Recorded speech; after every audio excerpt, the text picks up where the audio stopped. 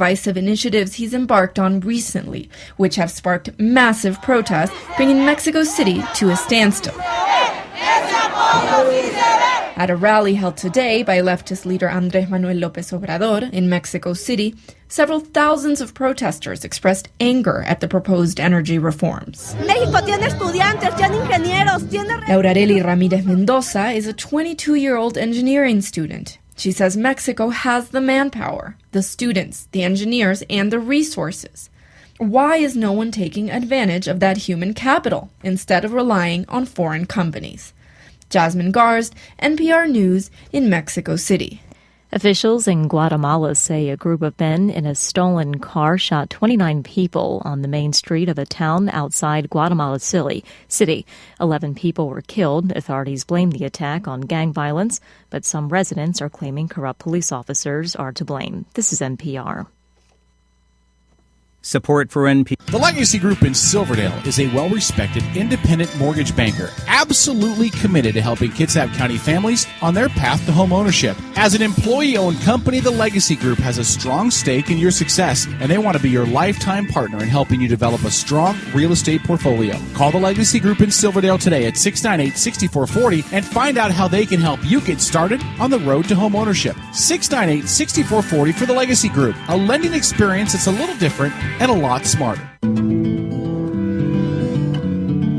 Located 3520 Kitsap Way in Bremerton, Arnold's Home Furnishing has been serving the Kitsap County community since 1951. For nearly 60 years, Arnold's has been here taking care of its customers with excellent customer service and quality merchandise you'll find nowhere else. And visit arnoldshomefurnishing.com to view all the merchandise available and see their current promotions.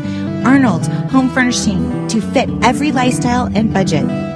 Hey, it's Kevin with the Outlaw Radio Network. When it came time for the guys with Outlaw Radio to get our tuxes for the Habitat for Humanity of Kitsap County's Raise the Roof event, we honestly had no idea where to get them. Then we found Judy at Judy's Sewing in East Bremerton. As evidenced by the name, Judy's Sewing does tailoring, alterations, and repair. She also does tuxedo rentals starting at $69, bridal party dresses for $69, and bride's dresses starting at only $189. Plus, we also learned that at Judy's Sewing, not only does she offer military members prices that are lower than they're going to find at the Navy Exchange, she also prioritizes their orders. That means if you're in the military, your needs move right to the front of the line. It's a special touch of service you can only get from a locally based business like Judy's Sewing. Judy's Sewing at the corner of Fairgrounds Road in Central Valley in East Bremerton, right near Handy Andy's. Or call Judy at 360-662-1212. 662-1212. Judy's Sewing, a local business that's proud to support her community. Getting married, entertaining clients, or maybe you're just having a bash with your friends. No matter the occasion, make sure you plug into the tunes with E&M Entertainment. There are tons of DJs out there, but how many of them want to get to know you beforehand so they can play your soundtrack at your event at your kind of price? It's more than just a great selection. E&M plays your great selection, and that makes all the difference. So call 425-971-8078. That's 425-971-8078 for E&M Entertainment. As Kitsap County's largest maintenance provider, Team Innovative in Paulsbo provides commercial and residential maintenance to hundreds of millions of dollars of local real estate. With services including parking lot maintenance and street cleaning to landscape and design, Team Innovative is committed to using a green approach and following a strong environmental conscience. Team Innovative Services, 697-6858, or visit them online at getinnovative.net. Team Innovative Services, get serious, get innovative.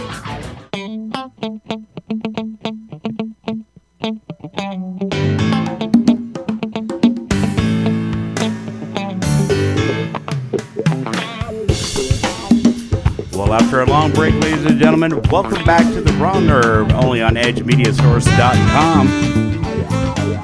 You can give us a call today at 253-617-1774. Now we're just going to get right to it, ladies and gentlemen. Here's your host, the real deal, Susan C.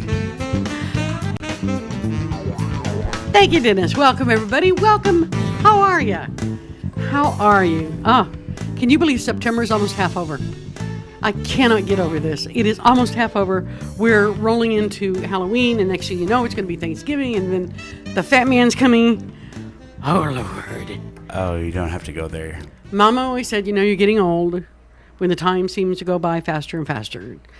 My God, I must be decrepit at this point. I'm telling you, it's so fast. I mean, where did May go? I don't remember May. We skipped it this year. Me either. I know, we just skipped it. Well, welcome everybody. Thanks for your patience and understanding for the last couple of weeks. Due to circumstances beyond my control, was not able to be here with you, but I'm back now. And joining me on the other side of the glass is Bad Boy Dennis D. How you doing, hon? Doing just wonderful. And how was the Derby at the fair this year? The one at the fair was awesome. Awesome. That's all I can say. Yeah, this is the first year in a while, isn't it, that they had the Derby back? It's been almost 10 years since we've had a show at the fair. Wow. And this one did not let down. Everything went very smooth. Did not disappoint. I sounded wonderful. Well, of course you did. It was a much better PA system than I usually use, and woo. How nice. Yeah. Is this that's all I could say. Is this an ongoing thing now? It's going to be every year? Hopefully. If, it really came down to an issue of is the money going to balance out? Right. For, how much they had to pay to the rodeo people to work extra hard to get their stuff out of the way. Yeah. And our people working and whatnot, if, is all the money going to balance out at least so they're going to cut even? If they do, they definitely want to bring it back next year. Awesome. I think that'd be great. Of course, Kitsap County Fair is over, sadly. But going strong right now is the Washington State Fair. Do they still say do the Puyallup? Or is that, we don't see that anymore? In their press stuff, I've seen it. Really? Okay. Because I received some at that other place that I work. Uh-huh. Well, somebody told me that, they're not saying do the Puyallup anymore. And I'm like, why? That's catchy. And it tells you where it's at. But anyway, that's going strong. It sounds like a whole lot of fun. We've had people from here go and said it was a blast and a half. So I'll tell you, if you want some, good, clean fun for the family, good, clean fun, and get some food you will never have the rest of the year, I guarantee you. And that's a good thing. Sometimes that's a good thing. Yeah, I had my fair share of fair food. Yeah, some of that. If you had access to that year round, you wouldn't be here next year. You know what I'm saying? It would kill you fast. It really would. But it is fabulous once in a while. Like all things, in moderation. Now, see here, I take a couple of weeks off, and the whole world just went to hell. I'm like, really? Really? I turned my back for a minute. It's just not fair. It's not fair. I mean, okay. There's a lot of bizarre things going on right now. Ariel Castro hung himself? Really? Wussy. That's the word that jumped in, that jumped into my mind when I heard this. The man holds 3 women hostage for 10 years with no bathroom privilege. I mean, they had little plastic porta potty things they got to use sometimes. Not regular food, not regular anything. Heat, no. Air conditioning, no. Just terrible conditions. And the man can't take a month in a modern prison. Hello? 3 squares and a cot and 3 hots and a cot, and he couldn't handle it. He couldn't handle it, really. And I got to tell you, I understand that he was no longer on suicide watch. Okay, I get that. Somebody examined him and said he's good to go. So he's not on suicide watch anymore. Suicide watch is where somebody basically comes and looks in the window and looks at you about every 5 to 10 minutes. They'll walk by, they'll look at you to make sure, okay, you're there, you're okay. And you're not allowed, things like bed sheets. You're not allowed shoelaces, belts, stuff like that. So he was taken off of suicide watch. I wonder if he was just acting to get taken off of suicide watch. And people are like, well, they're still supposed to check on him every 30 minutes. Well, I'll tell you, the man wasn't stupid. I mean, he was a monster, but he wasn't stupid, because if he was stupid, he could have never pulled it off for 10 years. From what I've read and what I saw, interviews with him, he came so close to being caught, I don't know how many times, and managed to pull it off, So he wasn't stupid. I will give him that much, and that's grudgingly. But I'll bet you dollars to donuts what he did was, he knew they checked on him every 30 minutes. He watches, they check on him, gets a bed sheet, which is already prepared, puts it up there, hangs himself. By the time they come back, say 25 minutes later, he's already gone. This is not hard to figure out. And everyone's like, I don't know how he could have hung himself. It's easy. And the man was a coward. Coward from the beginning, coward to the end. Little wuss. The man is not high on my popular list. Can't say I'm terribly disappointed to see him go. Can't say I'm disappointed that we don't have to feed him, house him, take care of his medical needs, whatnot for the next God knows how long. But on the other hand, I feel sorry for his victims that they can't wake up every morning knowing, I can go out, I can come in, I can go out. He can't. Yeah. You know, just that knowledge has got to be, yeah. I kind of feel bad that they don't have that now. But I was amazed. I'm like, and of course I'm not doing the show this week. Of course I'm not. Now it comes out, George Zimmerman is divorcing his wife, or his wife is divorcing him. Excuse me. Let's get our respondents straight here. She's divorcing him. Now, call me paranoid. Call me jaded. Call me untrusting. But this is the same woman who lied at his bail hearing and lied about $130,000 in assets that they had, hopefully so he would get a lower bail because he couldn't afford anything higher than that and could get out on bail. She's now in trouble for that, but what if, just bantering the idea, excuse me, what if this is all a ploy? She divorces him. She gets everything. Because everyone knows George Zimmerman is a bad man. She gets everything. At some point, Trayvon Williams' family does the same thing that O.J. Simpson was put through. He was found not guilty in criminal court, O.J. Simpson, of killing Nicole and her friend. But then the families of his victims turned around and sued him civilly. And they won the pants off him. I mean, literally. They got just about every feasible asset the man owned, just about. I would not be terribly surprised to see Trayvon Martin's family do the same thing. And they turn around, they civilly sue him, they win. They get just about everything he owns. Because nobody likes George Zimmerman anyway, right? Except guess what? This is where the paranoia sets in. He doesn't own anything. Because his ex-wife took him to the cleaners and got everything. Then later, you can't be tried with the same thing twice. They mysteriously and miraculously reconcile. And she still got everything. Which is now his again. Just saying.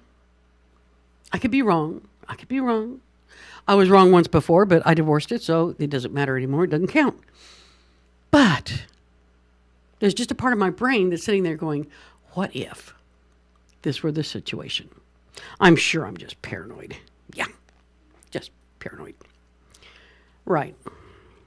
Now, I had someone bring up an interesting question in the last couple of weeks about when I'm doing the show, and I have a ton of show prep. I have a ton of stories.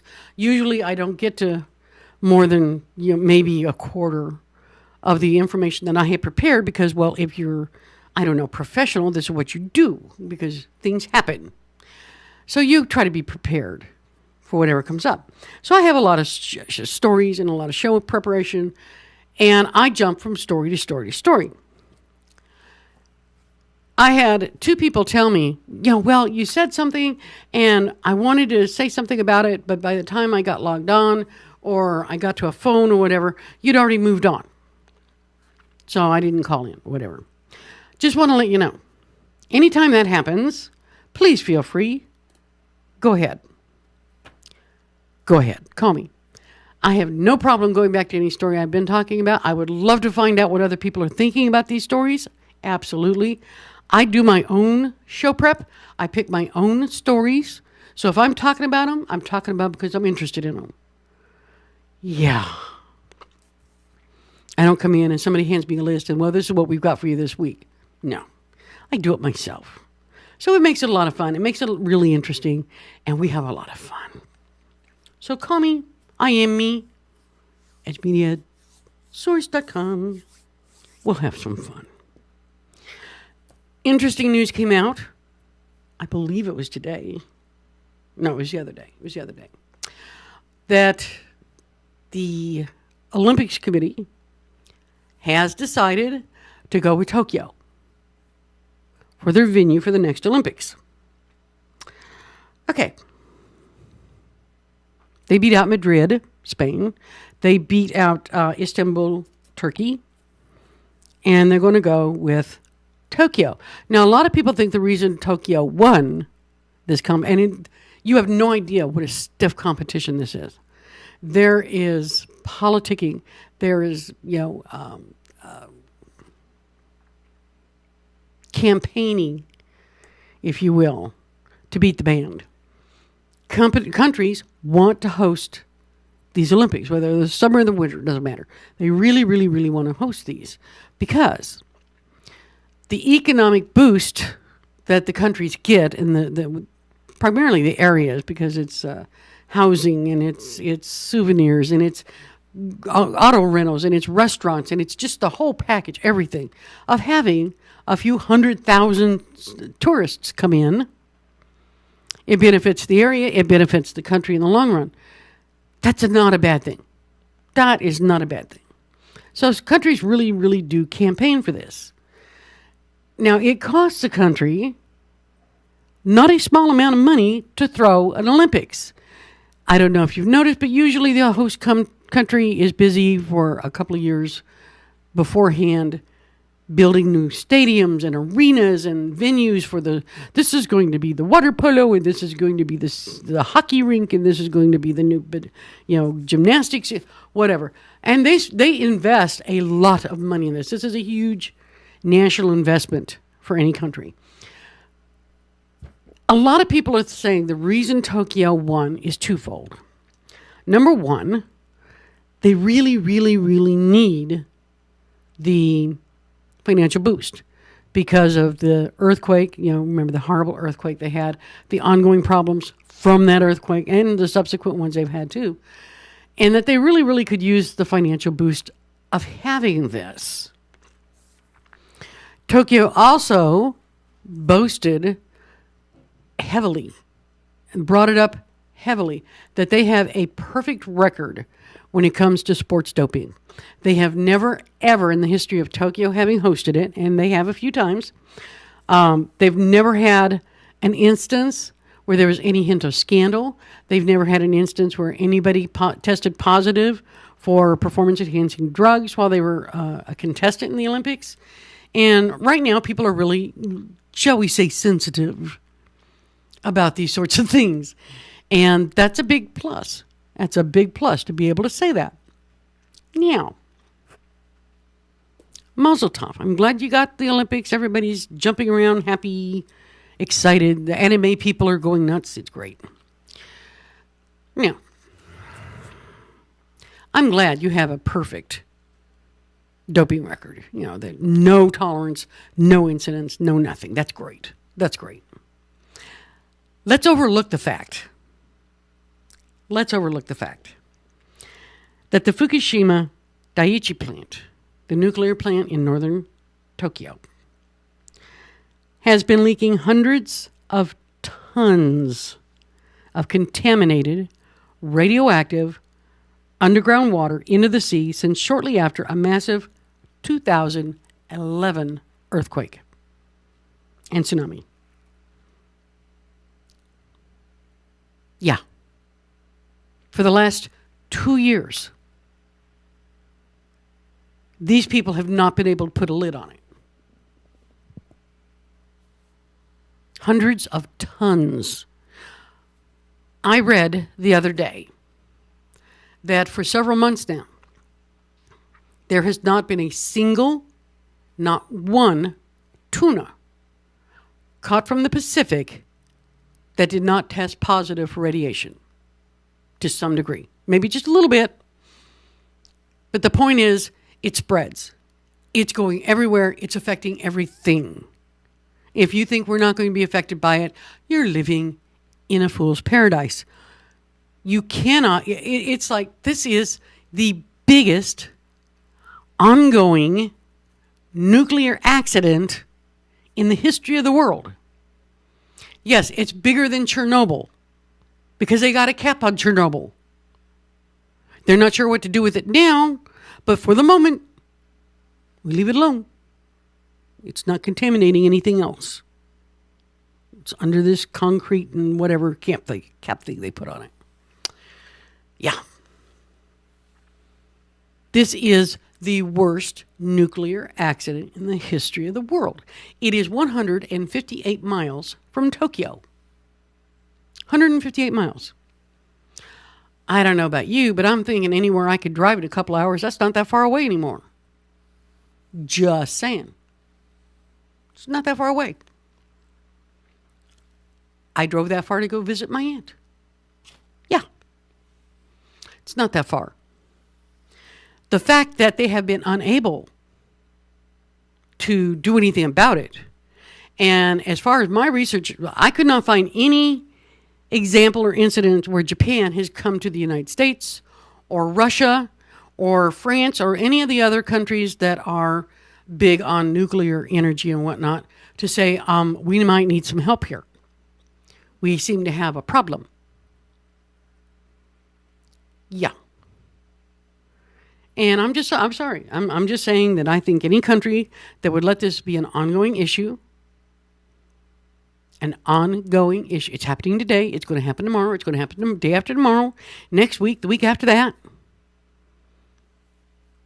The fish are dying, the sea life is dying, the corals are dying.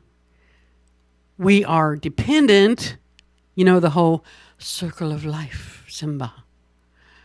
We are dependent on the oceans. We really are. I don't care if you live in the middle of the most landlocked country in the face of the planet. You are still dependent on the ocean. You can't get away from it. But the Japanese government announced Tuesday that they're going to spend $470 million on a subterranean ice wall and other steps in a desperate bid to stop leaks of radioactive water from the crippled Fukushima nuclear plant after repeated failures by the plant's operator to stem this. Now, the decision is widely seen as an attempt to show that the nuclear accident won't be a safety concern just days before the International Committee chooses where the 2020 Olympics are going to be. Of course, they just did that today, choosing Tokyo. The Fukushima Daiichi plant has been leaking hundreds of tons of the contaminated groundwater since the 2011 earthquake and tsunami. And several leaks from tanks storing radioactive water in recent weeks have strengthened the sense of crisis in the plant's owner, Tokyo Electric Power Company. And they have not been able to contain the problem. I love the fact that they still call it a nuclear accident. It is a nuclear disaster. It is not a nuclear accident. It wasn't on purpose, I'll give you that. But it was human error. It's a disaster. Okay. Instead of leaving this up to TEPCO, the Tokyo Electric Power Company, the government will step forward and take charge, according to Prime Minister Shinzo Abe.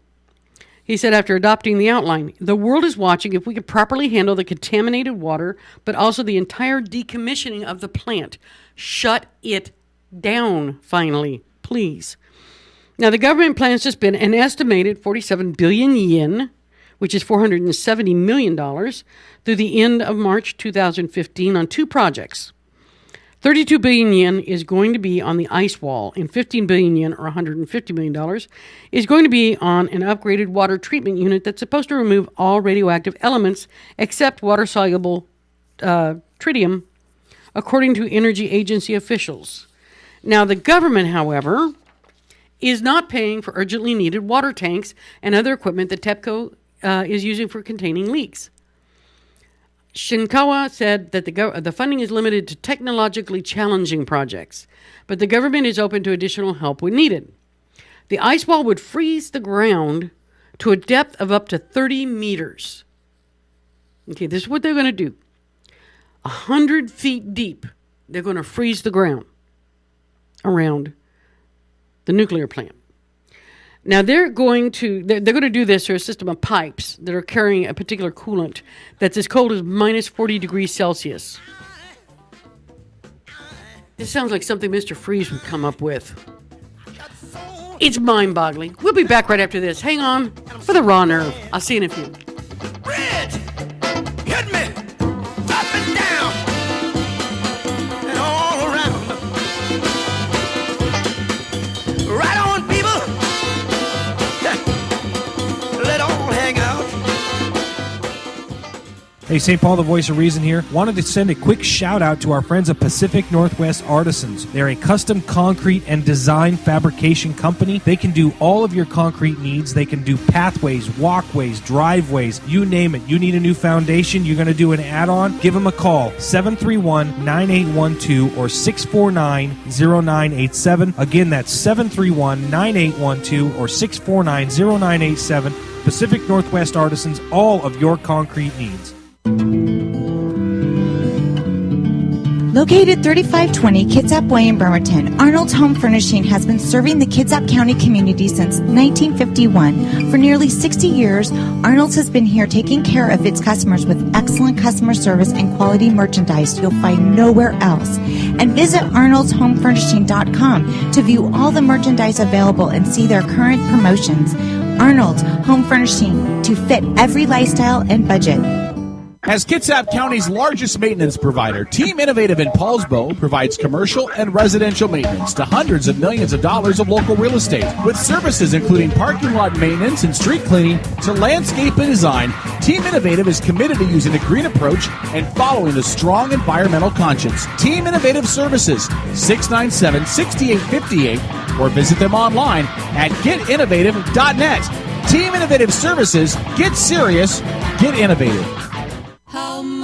The Kitsap Humane Society is an independent nonprofit committed to providing positive, life-changing solutions to people and companion animals. Our vision is that every adoptable animal has a home. In 2010, we rehomed 4,111 pets. For more information on our programs, services, and animals available for adoption, visit us on the web at kitsap-humane.org. Kitsap Humane Society. Rescue, rehabilitate, rehome.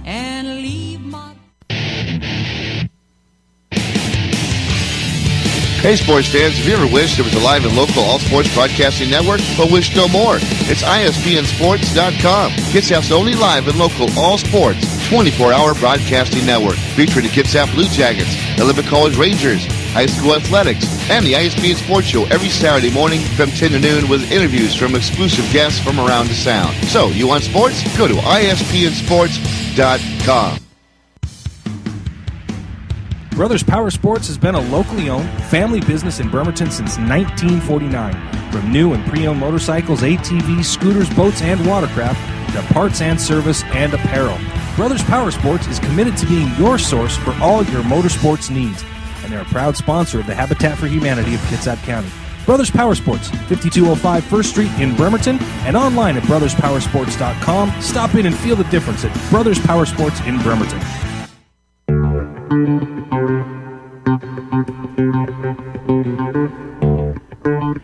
And welcome back to the Raw Nerve on Edge Media Source. If there's a question or a comment you'd like to make, you can definitely log in at edgemediasource.com or give us a call at 253-617-1774. Now back to your host, Susan C. Thank you, Dennis. Welcome back, everybody. Welcome back.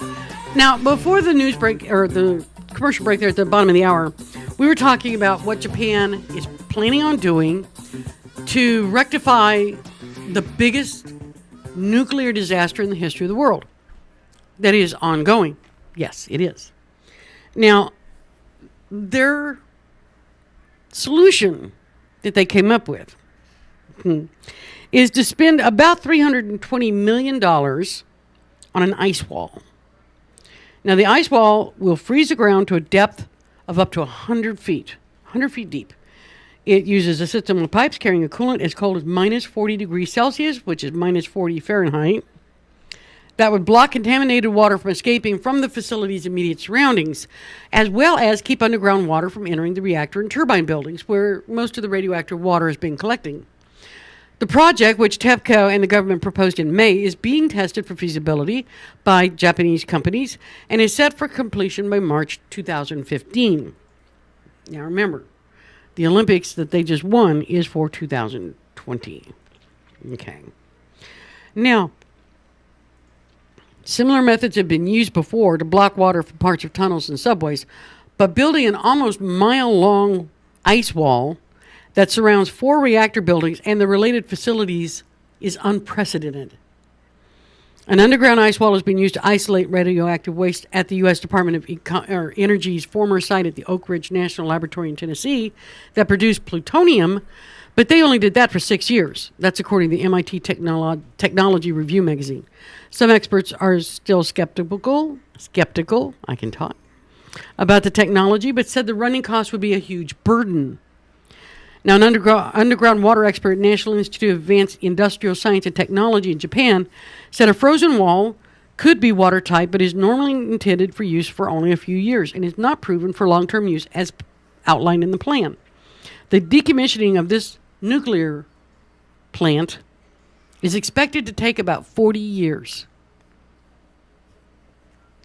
40 years. Yeah. They expect completion of this ice wall, assuming it will even work, in 2015. This is still 2013. So we're talking over an entire year. Hello. Jump at me. Having an issue there. Technical difficulties. Technical. Yeah, that was on video. I didn't even touch that. How weird. But I know better because they do things like that. But the point is, this has leaked hundreds of tons of radioactive material into the Pacific Ocean already. It's leaking it every day in large amounts. We're not talking a little trickle here. We're talking a lot every day. And they're planning on it continuing to do so for more than another year. We're already at the point that there has not been a tuna caught in the Pacific for quite some time now that doesn't react and register some degree of radioactivity in it. Where do you think we're going to be in a year?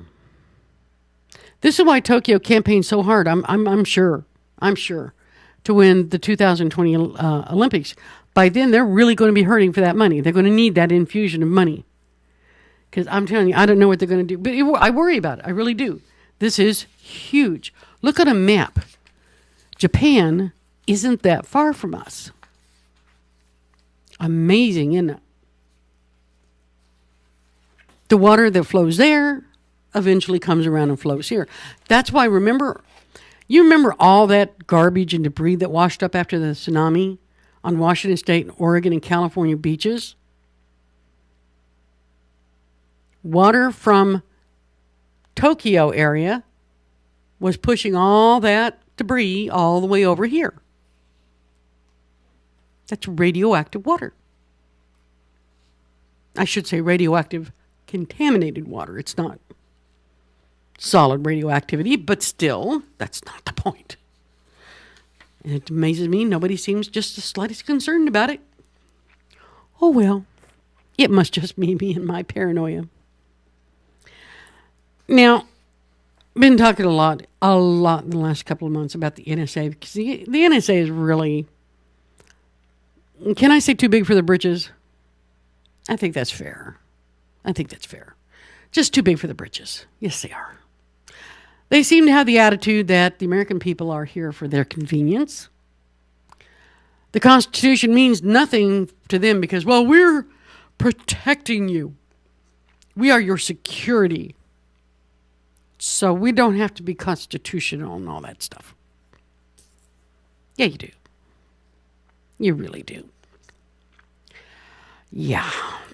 Well, apparently, according to UPI, came out today with a report that says that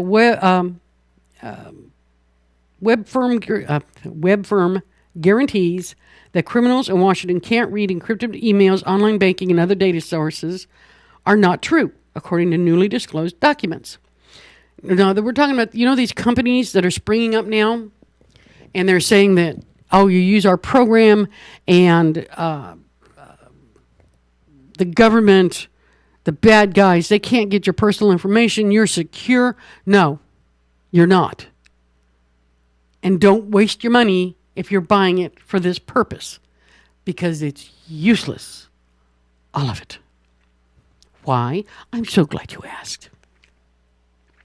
Since 2000, a few years ago, the U.S. National Security Agency, the NSA, has secretly cracked and bypassed much of the digital scrambling hundreds of millions of people rely on every day to protect the privacy of sensitive data, including medical records, trade secrets, web searches, internet chats, cell and landline phone calls of Americans and others around the world. The top secret documents revealed by former NASA contractor Nathan Edward Snowden show. I can talk. I get. Excuse me. Now, the agency, at a cost of more than $250 million in the current year's budget, $250 million. Wow. They employ custom-built super-fast computers to break codes and with brute force. It uses covert measures to ensure the NSA control over setting international encryption standards, and in the most closely guarded secret, collaborates with technology companies and internet service providers in the process, said the documents published by the New York Times, the nonprofit news organization ProPublica, and a British newspaper, The Guardian. This is scary stuff. Think about it. In some cases, tech firms in the ISP said that they were coerced into handing over their master encryption keys or building in hidden methods known as backdoors to bypass normal computer, crypto system, and algorithm authentication systems. God. This is according to the Times and ProPublica. Now, the documents do not identify which companies have been involved. That's nice. You get to just wonder, I suppose. Similar activities have been going on with the NSA's British counterpart, the Government Communications Headquarters, GCHQ. According to the documents, indicating the British agency has been looking for ways into encrypted traffic of popular internet companies such as Google, Yahoo, Facebook, and Microsoft Corp's Outlook.com, formerly known as Hotmail. The NSA also hacks into target computers to grab messages before they're encrypted. Wow. That's like in the instant you hit send. Wow. According to the news reports, it's based on more than 50,000 documents The Guardian shared with the Times and ProPublica. Intelligence officials asked the news organizations not to publish their articles, saying publication might prompt foreign targets to switch to new encryption or communication forms that would be harder to collect or read. Wow. The news outlet said in the reports they removed some facts but published the articles because they saw value in public debate about government actions that weaken the most powerful tools for protecting the privacy of web users in the United States and worldwide. They are looking at your Facebook page. They are reading your emails. Okay, now understand. Okay, be fair. I will be fair. I hate having to do that, but I will. The NSA is not, has never, and never will have people in just, banks of computers in big, giant rooms sitting there going through, reading people's emails, reading their Facebook accounts, blah, blah, blah, blah, blah, just because they're there. No, that has never happened. It never will happen. The NSA could care less, probably, about my Facebook account, okay? Just saying. Unless they listen to this show. That could be different. What they do is they target particular people. They target particular groups of people. Fairly or unfairly. Nobody asked me if it is. I'm pretty sure they didn't ask you either. They target these agencies, organizations, people, groups.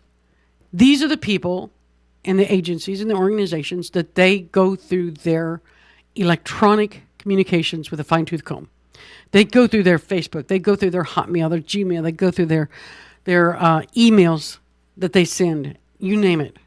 Their Twitter accounts. They say they go through it so that they can, and they say it has worked in the past, to short-circuit terrorist activities before they can be carried out. Well, that's good to a point, I suppose. But I got to tell you, maybe it's just me. We have a right in this country to our constitutional rights. We have a long line of men and women who have bled and died to get us these constitutional rights and defend them. It's in the oath that they take when they hold their hand up and swear to defend the Constitution of the United States against foreign and domestic, all enemies, foreign or domestic. This is a slap in the face, as far as I'm concerned. Because this takes the Constitution, it takes the rights that we have, the guarantees, freedom from, unreasonable search, freedom to a certain amount of privacy in your life, and throws it out the window. No. I don't think we should be spying on our allies. Now, I understand the old, keep your friends close, but keep your enemies closer, call them an ally. Yeah, it works for sometimes. Sometimes it works. And I understand the reason for an entire spy program. We've had, let's face it, the world's been crazy about the idea and the concept of spies since before James Bond ever showed up. It's just sort of a romantic, idealized concept that people have. People think there's a good reason for it. We need it. It's there for a purpose. Just not in my life. Don't point them at me. Stay out of my computer. And they're right. They should be out of your computer. But I got to tell you, these guys are not going to stop what they're doing. And here's my paranoid side again, rearing its ugly head. I don't believe for a minute that the NSA is the only organization and agency out there doing this. Not for a second do I believe this. I think there are agencies and organizations out there that most agencies and organizations out there have never heard of. That's how secret they are. Yeah. There are probably agencies and organizations out there that the president doesn't even know about. Because as long as the president doesn't know about it, that's plausible deniability. If the poop hits the fan, you can say, why didn't you guys tell me about this? This was your job to tell me about the blah, blah. Yeah. That's a far-fetched thought, isn't it? I'm sure I'm wrong. I'm just paranoid. Yeah. But when you've got an agency demanding these countries hand over the actual encryption keys, and if they don't, well, they just, brute force most of their way in. That just tells me that they're not real concerned about your rights or my rights or the Constitution or pretty much anything else. Because they're here to protect us. Whether we like it or not. Whether it's right or not. It's an old saying. Just because a thing can be done doesn't mean it should be. Yeah. That fits a lot of things I can think of right now in this world. But this leaves a really, really bad taste in my mouth. The whole idea. The whole concept. No. You're not doing me any favors. And stop trying to act like you are. That's ever since this came out, NSA and a lot of government agencies have had spin doctors working on this, trying to, how do we get the American people to stop being so pissed about this? And the bottom line of it is that you can't. Isn't that sad? You can't. We're a little irate. We're irritated with you boys. It's not right. I got a feeling we're going to stay this way for a long time. I know I am. I will. Alrighty. Let's see what else we've got here. Bank of America, my favorite bank to pick on. I do. I love picking on Bank of America. I don't know why. They're not the, top of the heap worst bank or financial institution out there. Probably. They're just so in your face. So in your face. Well, Bank of America has agreed to pay $39 million. Yeah, they lost another lawsuit. You got money in Bank of America, get it out. They're going to find a way to get it out of you. Just pay back all the lawsuits you're losing here. But they have agreed to pay $39 million. That means they settled. I wonder how much they asked for originally. To settle a gender-biased lawsuit by female brokers who claim they were paid less than men and deprived of handling their fair share of lucrative accounts. This is according to court papers that were made public last Friday. I'm stunned. Who would do that? Who would treat women like that? Pay them less than men. Unheard of. Yeah. Well, the settlement was disclosed less than 2 weeks after news that the bank reached a $160 million settlement with hundreds of black Merrill Lynch and Company brokers who alleged racial bias in pay, promotions, and how big accounts were allocated. So apparently, only white men ever got to work on the really, lucrative accounts Bank of America handled. Can't have no women or people of color doing that. Oh, no. It's Bank of America. They're American. Yeah. About 4,800 current and former female financial advisors and trainees at Bank of America and Merrill Lynch, which the bank bought it in January 2009. So Merrill Lynch, Bank of America owns it, in case you didn't know that. They're eligible for the latest settlement. Now, the lawsuit filed on their behalf accused Bank of America and Merrill of intentionally discriminating by favoring male brokers when awarding pay, allocating client accounts and referrals, and providing professional and marketing support. According to court papers, such practices created a cumulative advantage effect that perpetrated and widened earning disparities by gender. Bank of America was also accused of retaliating against female brokers who complained of bias. No, they wouldn't do a thing like that.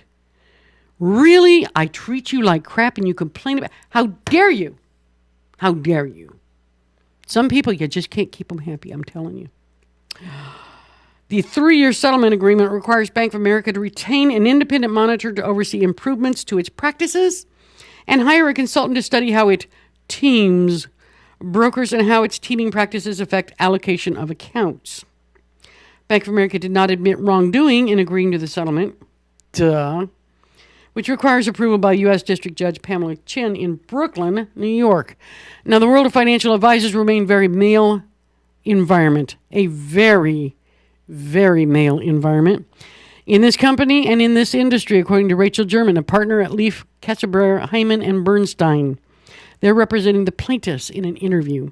She said the settlement provides significant monetary relief as well as pragmatic, relief to help ensure that women are paid on a fair playing field. Bill Held, Bank of America spokesman, said the bank is pleased to settle and that the accord will enrich our existing diversity, inclusion, and development programs, providing even more opportunities for women to succeed as financial advisors.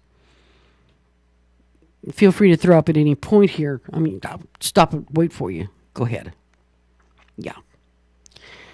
Bank of America is based in Charlotte, North Carolina, and said it ended June with nearly 15,800 financial advisors.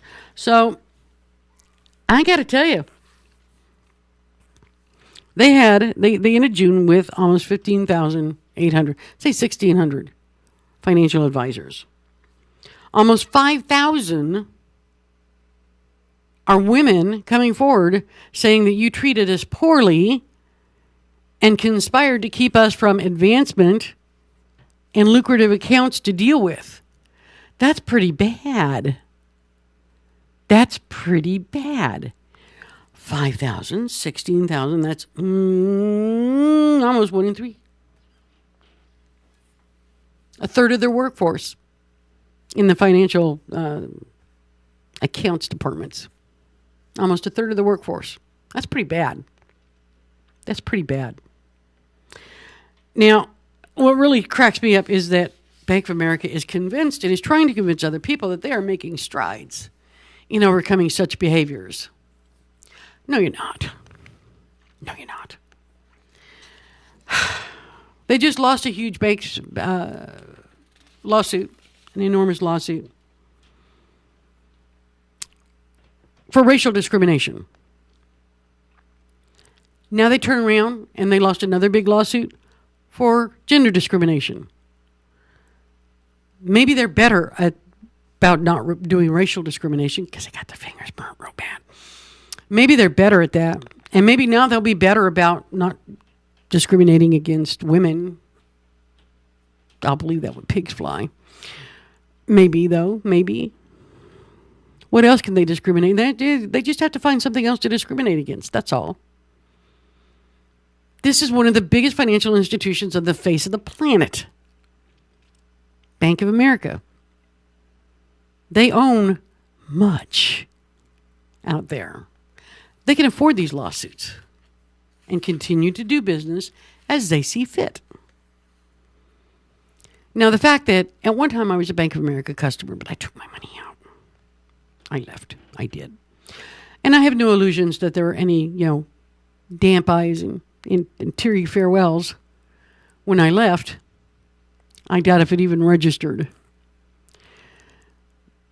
But there's just something down in my soul that says, yes, I want to paint my face blue and white and ride my horse back and forth crying, freedom! Yeah, no kidding. It's just about that oppressive.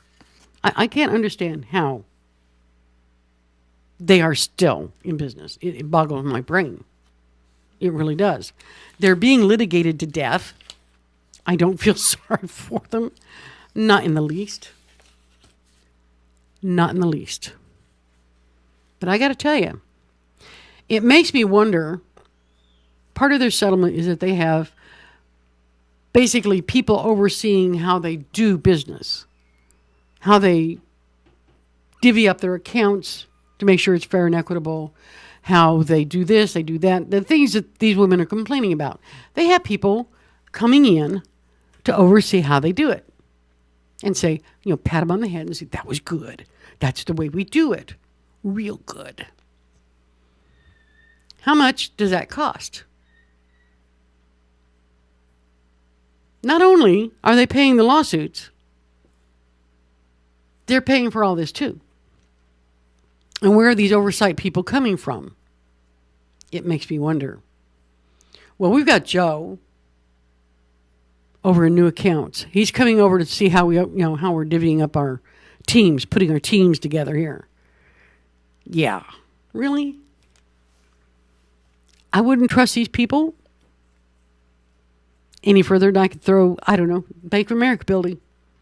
They tend to be pretty big. I guess because they're really big banks. Yeah. Well, I tell you what, we're coming up to the top of the hour here. Going to have a news break, find out what's going on in the world, because I tell you, every time I blink, every time I close my eyes, something else is going on nowadays. It just makes me go, it really does. Ariel Castro hung himself? George Zimmerman's getting divorced? Bank of America got their feet held to the fire? Kind of. Japan gets the Olympics? Even though they're the most enormous planetary polluters in the history of the world? It does make one wonder, doesn't it? Things are getting strange. Now, I have nothing against, understand, I really genuinely have nothing against the Japanese people. But it offends me on some level, a very big one. I don't know, it's the only planet we've got. But it offends me that they're continually polluting with radioactivity, for God's sakes, of all things. It's got a half-life of 300,000 years? I don't know. Some bizarre thing like that. And the world just sits back and watches? I don't get it. Why don't we step in there and say, let's put our heads together and figure out how to fix this all together? Hell, I wouldn't even mind you going ahead and, shelling out some money to help them out if they need it. Because it's going to help us in the long run. And it's going to help us a whole lot more than going in and bombing Syria is going to help us. Did I say that out loud? Damn, there goes the NSA. I can hear them now. She brought up Syria. Yeah. I got to tell you, though, any country where the people involved in the country have no qualms about nerve gassing their own babies, I got to tell you, I don't think they feel that bad or worry about nerve gassing ours. If you think about it. Yeah. It's scary. We're going to have the news break here now at the top of the hour. I'll be back in just a few for the second hour of The Raw Nerve. I'll see you in a few. You ain't got no responsibility.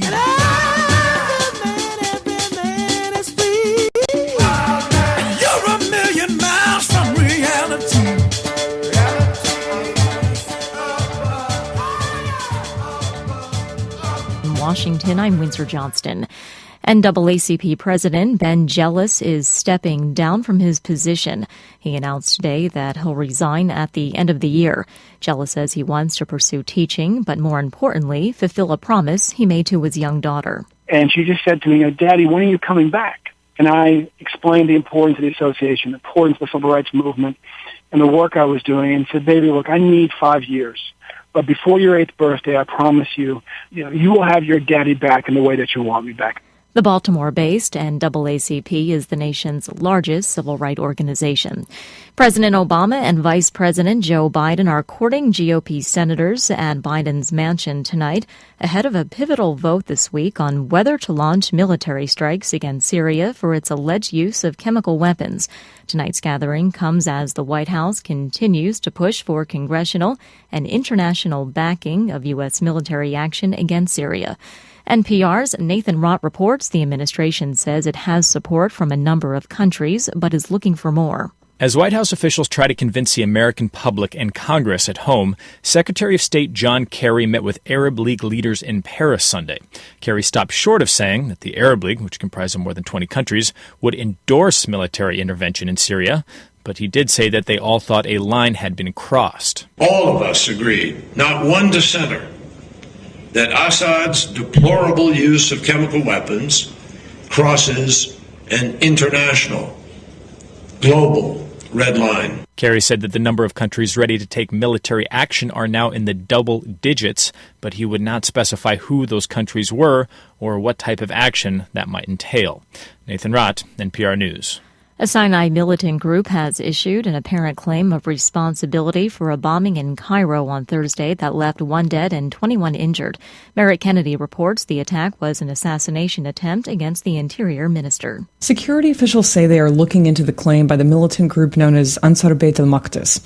They're calling this a race against time to arrest the perpetrators of the bombing.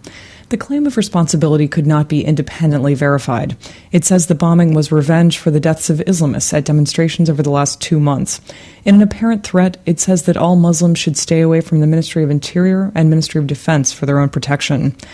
This comes as the military is expanding its operation in the rest of Sinai Peninsula, after security forces have come under near daily attack by armed militants since Mohamed Morsi was ousted from power in July. There are fears that innocent people are also being swept up in this and other crackdowns under the guise of fighting terrorism. For NPR News, I'm Merritt Kennedy in Cairo. Serena Williams has won the U.S. Open in New York today. It's her 5th U.S. Open singles title. This is NPR News. Just days after London police arrested 2 men during an attempted burglary at Buckingham Palace, Larry Miller reports Prince Andrew was challenged on the palace grounds by officers who failed to recognize him. Identify yourself, demanded the armed officers to the Queen's second son as he returned to the palace after a charity event. He has an apartment there. Scotland Yard denies newspaper reports Prince Andrew was ordered to put up his hands and get on the ground, but it has issued an apology for any inconvenience and is grateful for his understanding. For his part, Andrew says he accepts the apology, pointing out that sometimes police get it wrong. Security was tightened after the break-in Monday night One man was arrested inside the palace, the other waiting outside the fence. It's reported the intention was to steal royal jewels on public display to mark the Queen's 60 years on the throne. For NPR News, I'm Larry Miller in London. Wrestling will be reinstated for the 2020 Olympics. The International Olympic Committee made the decision today after it named Tokyo the host city on Saturday. NPR's Mike Pesca reports wrestling was vying against two other sports for the bid. Wrestling won a vote against two rival sports, squash and a baseball-softball combined bid, and as such, wrestling is now back in the Olympics. Wrestling actually never left, but it was told earlier this year that it would not be included in a group of core sports. So it organized on the local level, it organized internationally, and made its presentation before the IOC, and it won.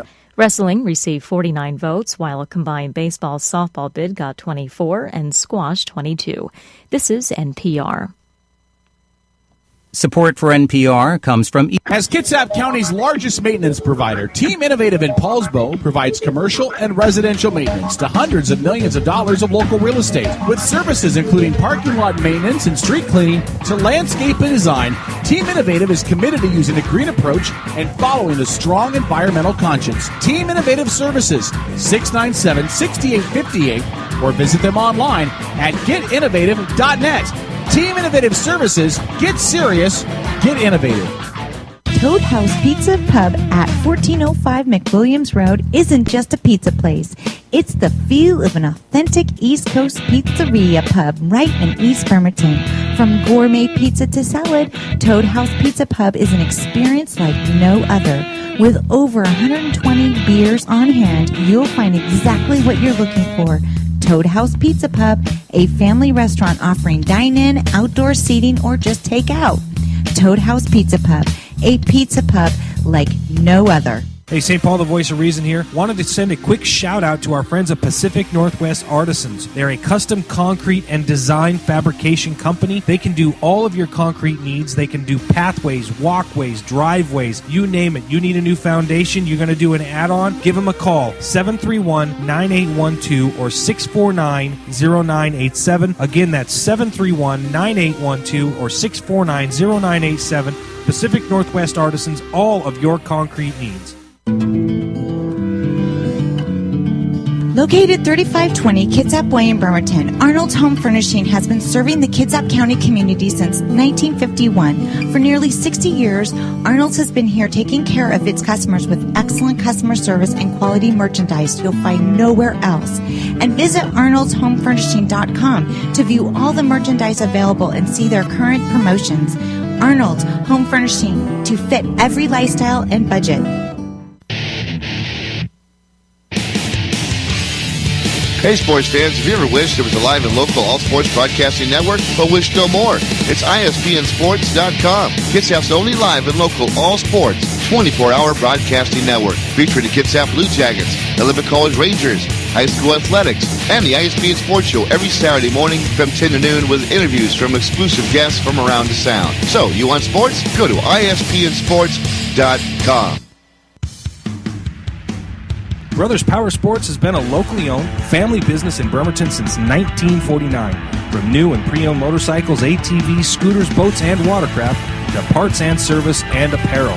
Brothers Power Sports is committed to being your source for all your motorsports needs, and they're a proud sponsor of the Habitat for Humanity of Kitsap County.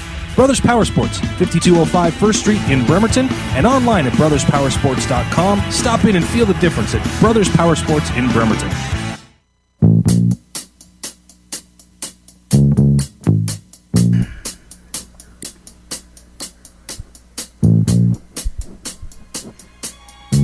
And welcome back to the Raw Nerve on Edge Media Source.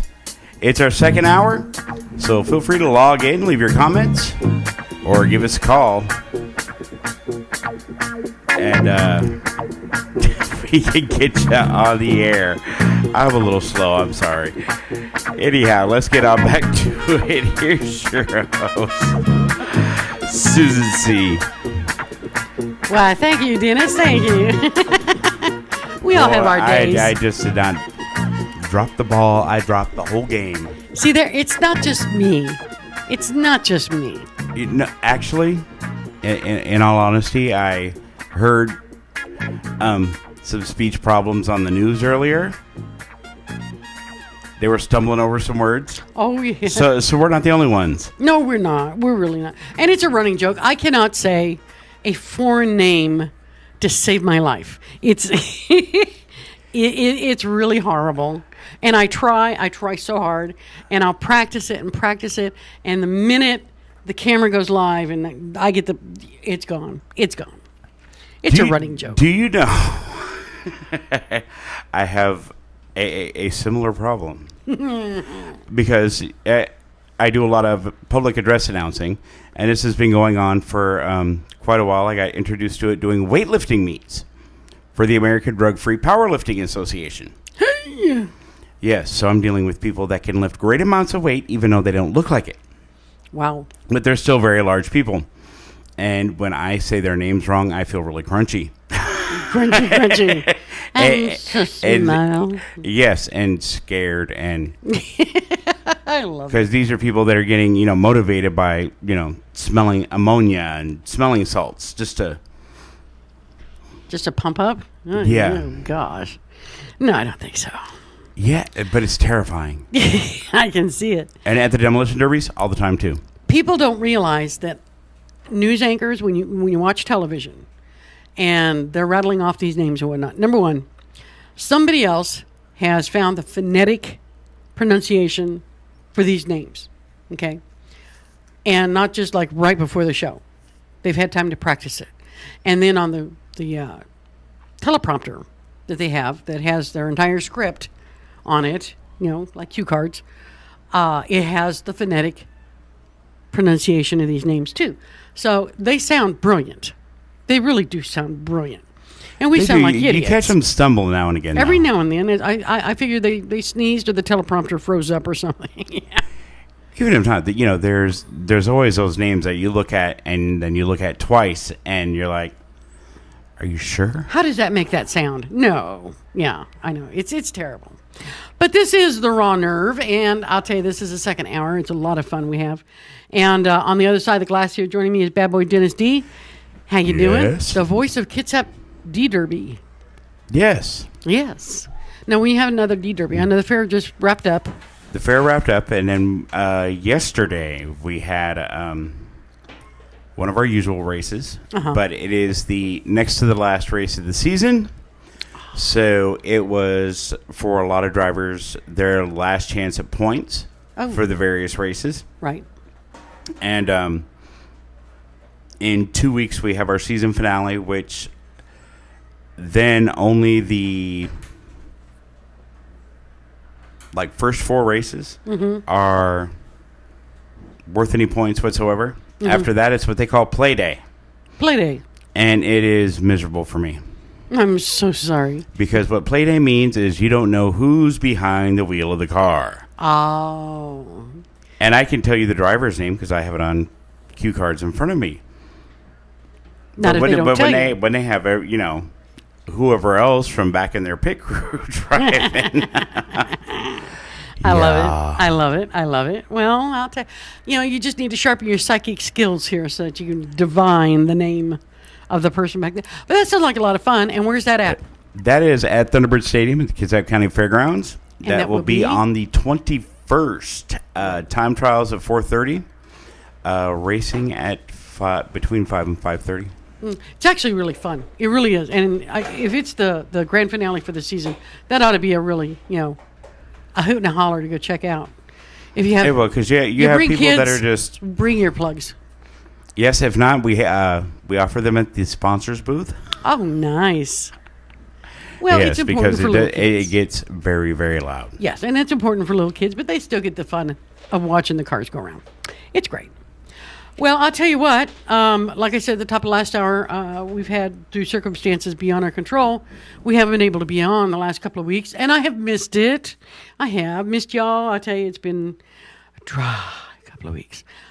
But the amazing thing is that, I blink and the whole world goes to hell. It's just amazing to me, all the things that have been going on. And it's really hard. If you do something like this, if you do a show like this, it's really, really hard to be sitting at home and something big happens And you're sitting there going, I got nobody to talk to about it. My head's going to explode. It's hard. It really is. This is a great way to vent. It is. It is a terrific way to vent. And I have a lot to vent about. I really do. That's why the show is called The Raw Nerve, because I have so many raw nerves that have been abraded down to little nubbins. Nubbins, I tell you. Usually by politicians here lately. I don't know, government officials that think it's okay to, gas little babies. And they're their own little babies. That's a kind of, wow, boggles my brain. It really does. Have you seen the videos? Have you seen the stills? I'm like everyone else. I don't want to see us get into another war. We can't afford. We got to finish up the ones we got going now. And I mean finish them up. I don't mean, we're all leaving except the advisors and the people that are setting up their government. No. Finish it. Get them out. Get them gone. Say, omni, here's your country. Bye. Yeah. We spent trillions of dollars. Your country's a lot better than when we came here. Be happy we're gone. I swear, that's not like I think that's the way it actually happens. But a girl can wish. Okay. I do not want to see us go into Syria. Really. But what amazes me is the powers that be, and it's Democratic and Republican both talking about it now. They're talking about military strikes. Basically, from what I can gather, to make a point. I'm really torn on this one. I really am torn. Because on one hand, I'm like, all but a tiny handful of the countries of the world, the entire world, all got together and agreed that we will not use chemical warfare. It's a horrible, horrible thing. And we all agree we're not going to do it. It's a tiny handful that haven't ratified it yet. But the rest of the world and the countries we're talking about here all signed it and ratified it. In agreement with that, besides ourselves, was England and Russia and France and Germany and the Netherlands and Sweden and Scotland and Ireland and Spain and Portugal and Italy and Russia. The point is, all these countries that are now telling us, wait a minute, they all signed these accords too. It's sort of like the Geneva Prisoner of War Pact, where everyone agreed, okay, prisoners of war shall be treated certain ways. You cannot just do what you please with these people. They have to be fed and housed and all these things. These are the same people that signed these accords saying we will not use chemical weapons.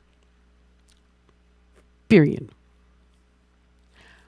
I think this is where the line in the sand is coming from. Because everyone said, this is a horrible thing to do. This is a really horrible thing to do. We're not going to do this. We all promise we're not going to do this. So if somebody does it, and people, this is the fourth time this man has gassed his own people. Now, granted, he doesn't think of them as his own people because they're a different sect. Heaven forbid. But they live in the same country. So in my book, they're the same people. They're people. Of course, didn't bother Hitler too much go around and round up the Jews in his country either, did it? They were his countrymen. Just saying. Just saying. He had no heartburn with that. But we're talking indiscriminate. Over 100,000 dead people. And part of me is saying, well, gee, maybe in World War II, when the story started coming out about the ovens and the camps, maybe if people had been more offended back then, and maybe if people were more willing to say, oh, You can't do that. That's a bad thing to do. Maybe, history might have been written just a little differently. Just saying. Just saying. Do I want to see us going to war? No, I don't. No. No. But it's a funny thing. It's all over Facebook. It's all over the news agencies and all this. We're going to war with Syria. And then the next thing I hear and I read, we're invading Syria. No, we're not. No, we're not. Nobody has remotely even mentioned that. Now, I'm not going to say it couldn't happen. God, please no. But nobody's talking about that. They're talking about the best I can figure this, and I've given this a lot of thought. We're going to take them by the wrist and smack their little hands and tell them, don't do that. And it is a slap on the wrist because, we're going to tell them when we're going to do this, when we're going to bomb them. We're going to tell them where we're going to bomb them. We're going to tell them why we're going to bomb them. We're going to give them plenty of time to, get anything important that they want. Get your photo albums and your wish books and things and family heirlooms. And, evacuate the area. And then this, it's at 7:14, a week from next Thursday, if that's good for you, we're going to be dropping a few bombs to make a point. Since when did the military work like this? I don't get this. Now, I understand they're going to give Israel a few hours heads up before they do this. I understand that. Let our allies in the area know that we're going to be causing hate and discontent for a few minutes here. But I don't understand, why would you give them the heads up? Why would you tell them when? Why would you tell them why? Why would you tell them where? I really, really don't get that. And yes, I understand the difference between a military action and let's face it, this is basically a political action. And there is a difference. There is a difference.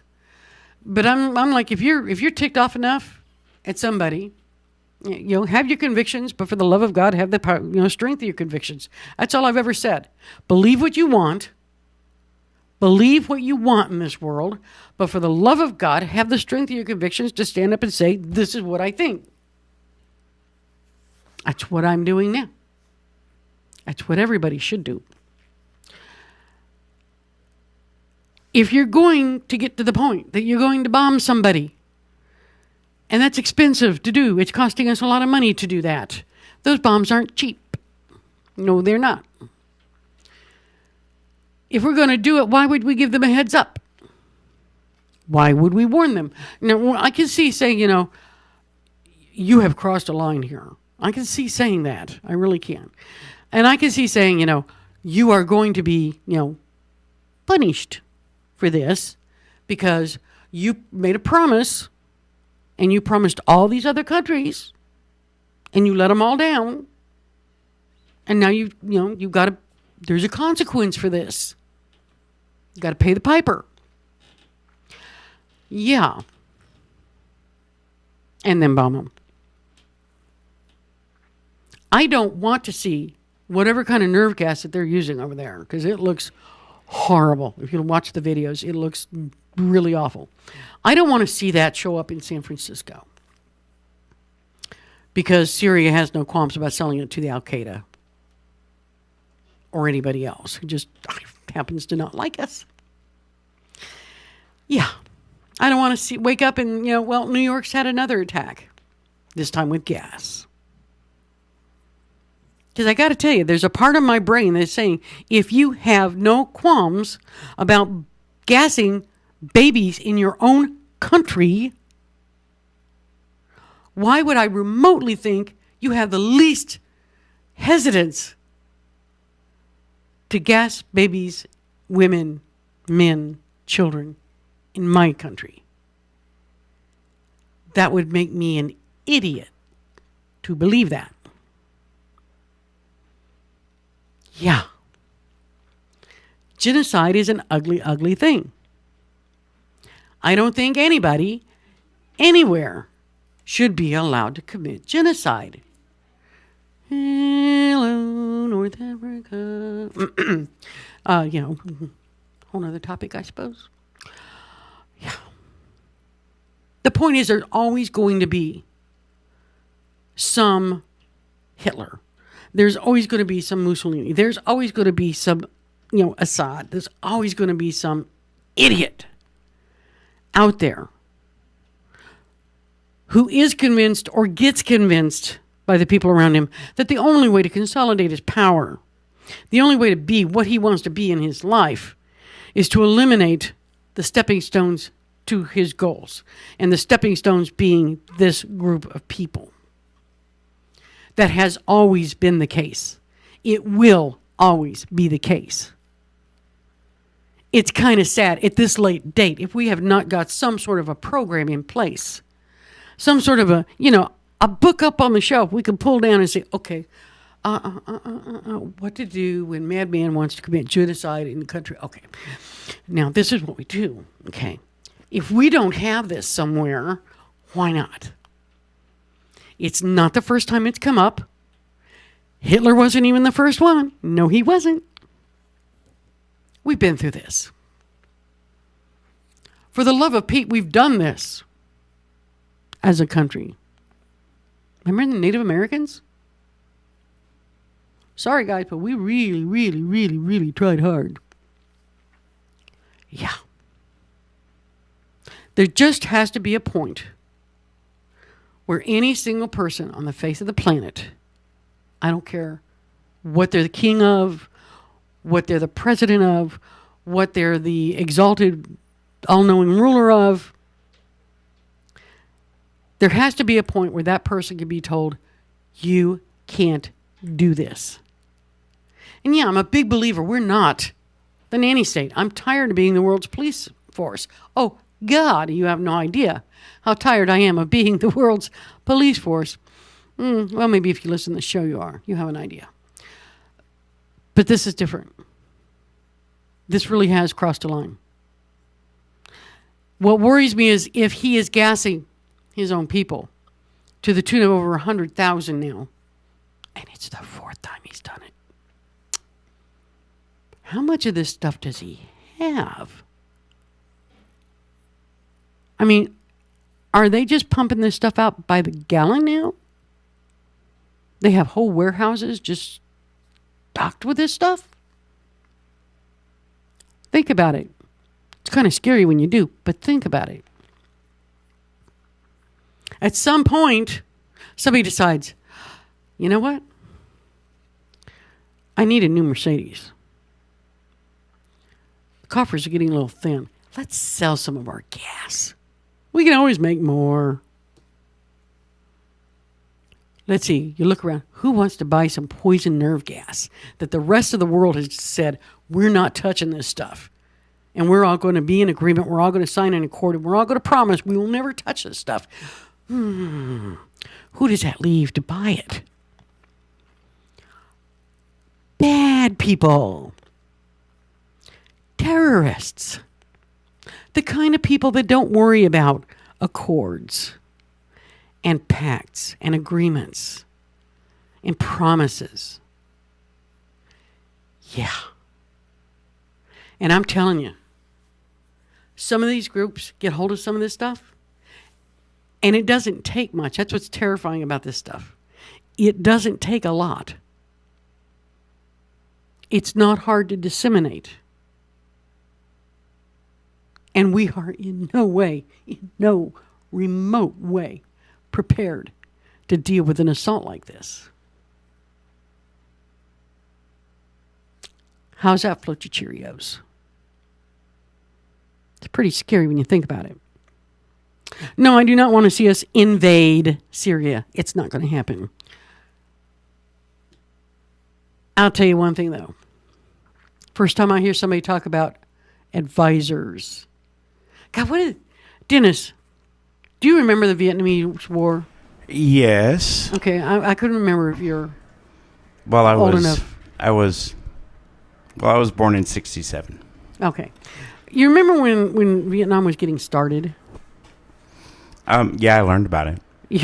I learned about it in That's school, when in history. Well, that my father also served 2 tours. Yeah, mine did 3. Back to back, and I win. He Yeah. Yeah, remember it's technically when we were advisors. That's it. You remember when we sent them in as advisors? Yeah. They weren't troops. No. They weren't, shooting people. They were just advising people. I start seeing this happen, I'm going to be one upset puppy. I can guarantee you this. I guarantee you this. I will fail to, at that point, hands down, stop supporting or agreeing with anybody who has the idea that we should be over there. Hands down. Tell you what, we're going to take a break for the news at the bottom, or the commercial break here at the bottom of the hour. I never get this straight. I'll be back. I'm Susan Corcoran. This is The Raw Nerve. I'll see you in a minute.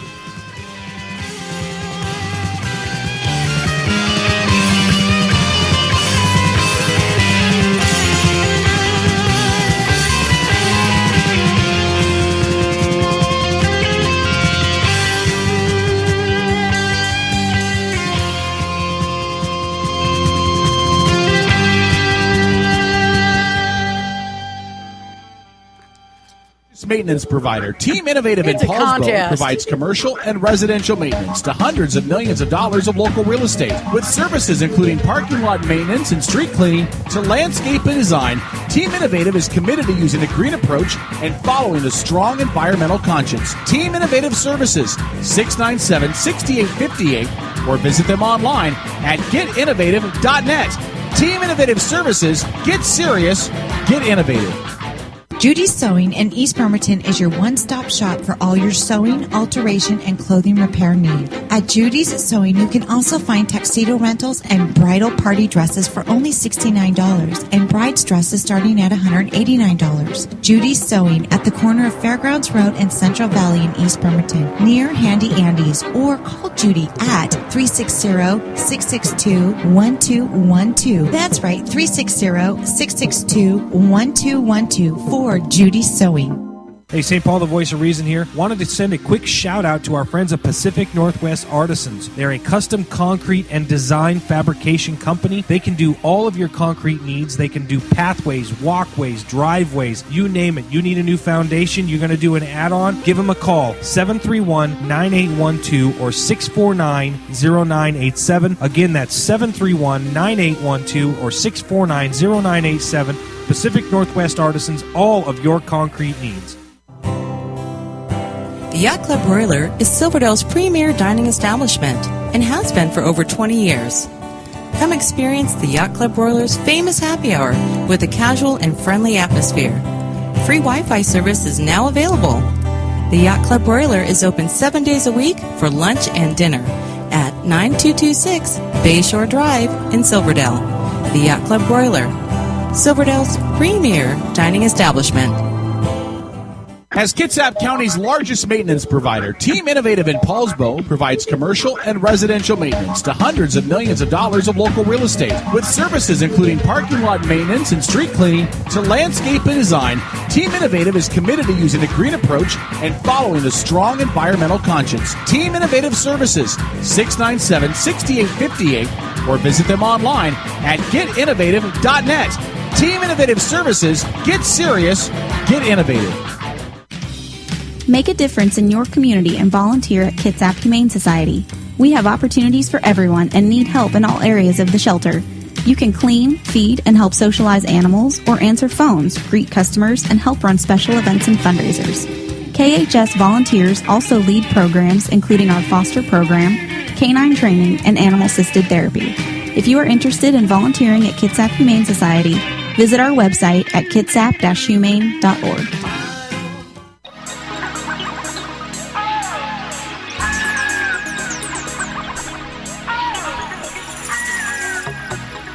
And welcome back to the Raw Nerve on EdgeMediaSource.com.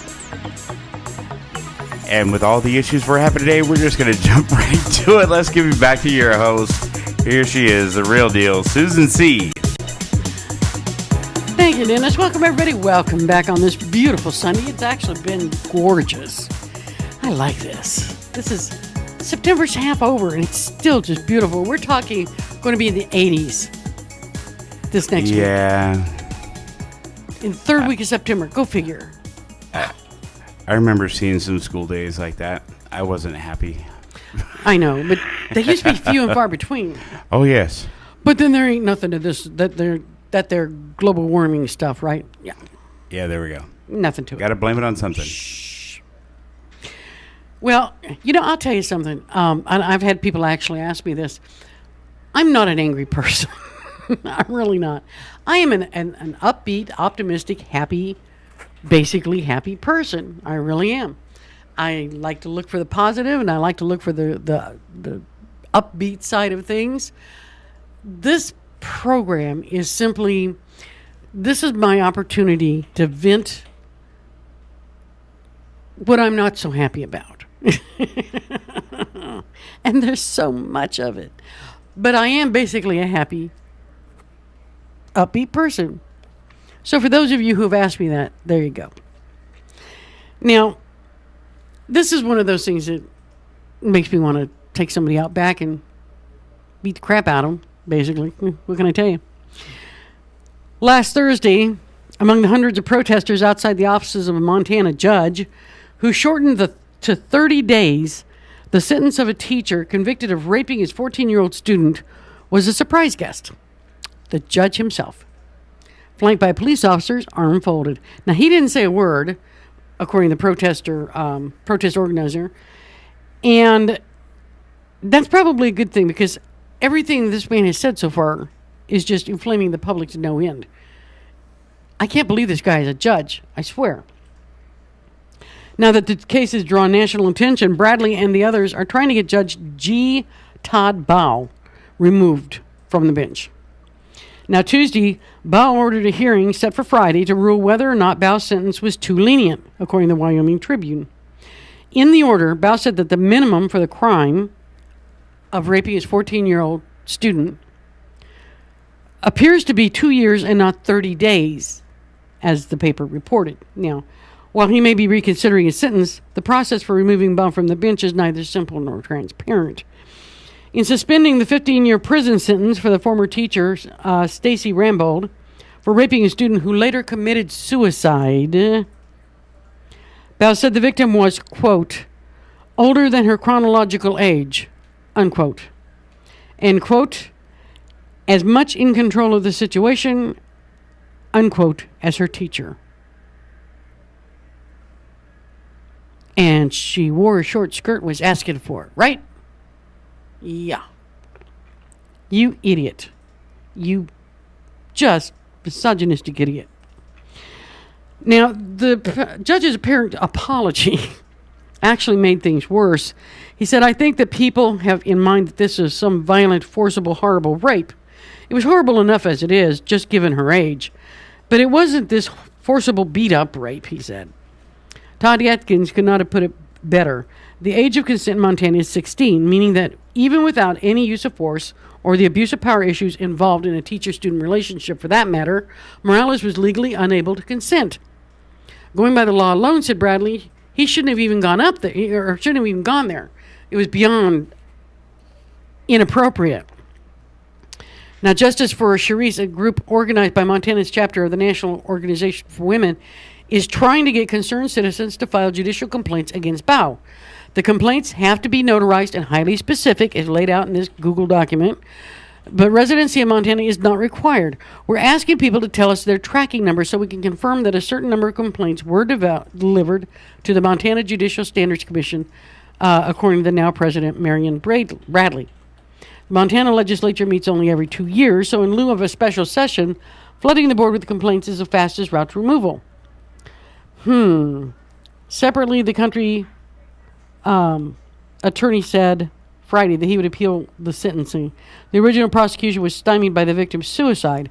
With no testimony, prosecutors struck a deal that included Rambold seeking treatment when he was dismissed from the treatment center for breaking the rules. Now, he landed before Bowe, who sentenced him to 15 years in prison, but suspended all but 30 days of his sentence. Bradley has been inundated with upset responses from around the country, including from rape victims. We're hearing a lot from the never reported, she said. Bao initially ran unopposed and announced his intention to seek re-election next year. If he doesn't get removed, Bradley and her allies plan to see to it that he'll have formidable opposition. At this point, that would be Mickey Mouse. Yeah, I'm pretty sure Mickey Mouse would be pretty formidable opposition for this bozo now trying to run for judge. For him to say, this is 2013. It's the 21st century. We're fairly well into the 21st century. And to have an elected official, a judge no less, who basically said, yeah, well, she had it coming. I got to punish you because she was 14, but she didn't act 14. She didn't look 14. I got to punish you. But I'll give you a slap on the wrist. 30 days. Gave him 15 years. But suspended it all. But 15 days. Oh, and that 15 days was to include time served. So the guy would have walked out. Yeah. The girl committed suicide. This didn't even, touch his heart. That maybe, just maybe, this might have actually been a serious issue. This might have been something to look at. It might have been a little worse for her than he's making it look. And he's a judge. Yeah, I'm thinking Mickey Mouse would be pretty formidable opposition for this guy. Just saying. Just saying. Now, I thought this was interesting because this is something that's gone viral. It's huge. I don't know if you've seen it, but it's big. Matthew Cordell says in a 3.5-minute video that was released last Tuesday that he is to blame for an alcohol-fueled crash on June 22nd that claimed the life of Vincent Canzini. Out of Columbus, Ohio, a driver has confessed in a video posted online that he's to blame for a wrong-way car crash stemming from a night of heavy drinking that killed another man and says he's willing to take, quote, full responsibility. Now, the 3.5-minute video, it was posted on at least 2 websites last Tuesday, and it shows 22-year-old Matthew Cordell describing what led to the accident in which he killed a man 3 months ago. It says, my name is Matthew Cordell, and on June 22nd, 2013, I hit and killed Vincent Canzini. He says somberly. This video will act as my confession. Cordell says in the video that he, quote, made a mistake when he decided to drive his truck home after drinking heavily and hit the other car, killing the 61-year-old Canzini of suburban Columbus. The video begins with Cordell's face blurred as he describes how he was struggled with depression and was simply trying to have a good time with friends going from bar to bar, called bar hopping, I believe. Yes. The night of the accident. He then describes how he ended up driving into oncoming traffic on a highway. Cordell's face becomes clear as he reveals his name and confesses to killing Canzini. When I get charged, I'll plead guilty and take full responsibility for everything I've done to Vincent and his family, he says. Later, he says he understands that by releasing the video, he's giving prosecutors everything they need to put me away for a long, long time. Now, Franklin County Prosecutor Ron O'Brien on Thursday said Cordell was a suspect in the deadly crash but hadn't been charged. O'Brien said he saw the video on Wednesday and downloaded a copy onto CD as evidence. He said he'll ask a grand jury to indict Cordell for the aggravated vehicular homicide. With an alcohol specification, a charge that carries a maximum of 8 years in prison upon conviction. O'Brien said Cordell's blood sample from the night of the crash tested positive for alcohol and negative for drugs.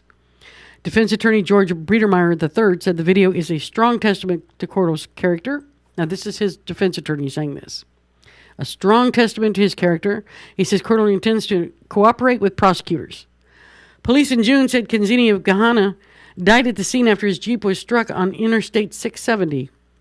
Cordell ends a video confession by begging viewers not to drink and drive. I can't bring Mr. Canzini back, and I can't erase what I've done, but you can still be saved. Your victims can still be saved. So please, Cordell says before a message appears on the darkened screen, make the promise to never drink and drive. Now, that's kind of amazing in this day and age when all you hear about are hit and runs. People hit children and take off, let alone drive the wrong way on the freeway, plow into a car, kill a man, and then make this sort of a recording video and post it. And your first inclination, your first thought, because it kind of was mine at first, was here's a man of integrity. Here's a man who truly feels the pangs of what he did and regrets it and is trying to make amends as best he can. I will give the man, and I can't stand drunk drivers. Trust me on this. I can't. I have no sympathy for a drunk driver. But at least he was trying to do the right thing, I thought. And then I find this.